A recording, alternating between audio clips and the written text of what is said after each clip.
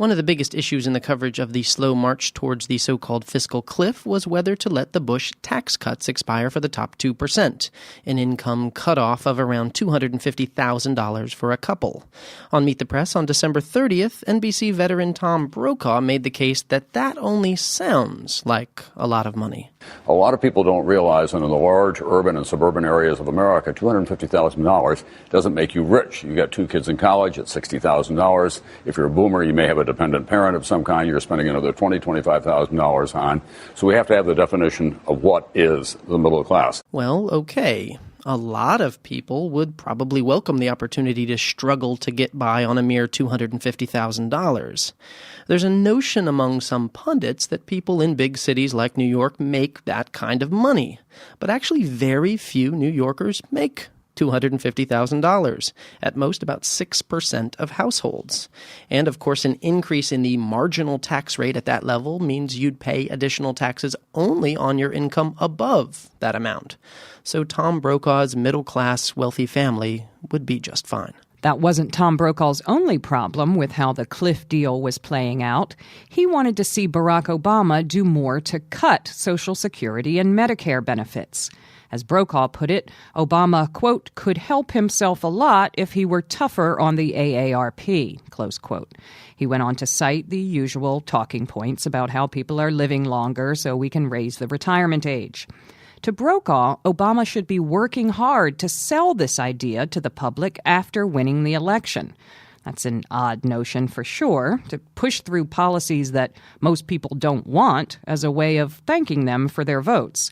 It's not as if Obama hasn't brought up reducing Social Security benefits. But Brokaw's not alone in champing at the bit for cuts in programs that help people. Washington Post columnist David Ignatius wrote a column on January 3rd lamenting the fact that Obama failed to come up with, quote, a real strategy for cutting the deficit and the entitlement programs that drive it, close quote. And that would be perhaps the zillionth time a pundit has declared, falsely, that Social Security is part of the deficit problem, and that therefore the responsible thing to do is to cut people's benefits.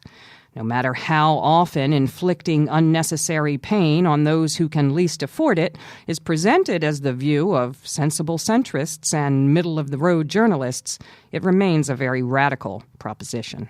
It isn't that media don't believe there might be victims of the fiscal cliff-related changes. They just appear to define the term differently. In a December 28th segment, for example, CBS Evening News showcased the fears faced by people who have inherited land worth millions of dollars. A Napa Valley vineyard owner, it seems, has 120 acres. But in 1972, he sold land to pay estate taxes after his grandfather's death. This was when, viewers learn, estate taxes were at an all-time high of 77%. So what's relevant about this? Well, the couple who inherited the land's plans to hand it over to their children would be ruined if the estate tax rose from 35% to 55% on estates worth over $1 million.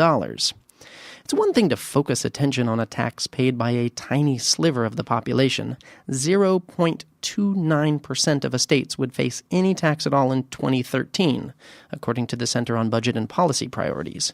But having made that choice, CBS might have tipped to viewers that there was never a chance the estate tax was going to go to 55% with a $1 million exemption, since not even Democrats were pushing for anything like that. Or that the estate tax has been falling since 2001, and, even more important, the amount exempted from the tax has increased. As of last year, it's $5 million a person, an amount that is, by the way, indexed for inflation, so it will rise over time, unlike, say, the minimum wage that many non-vineyard owners get by on.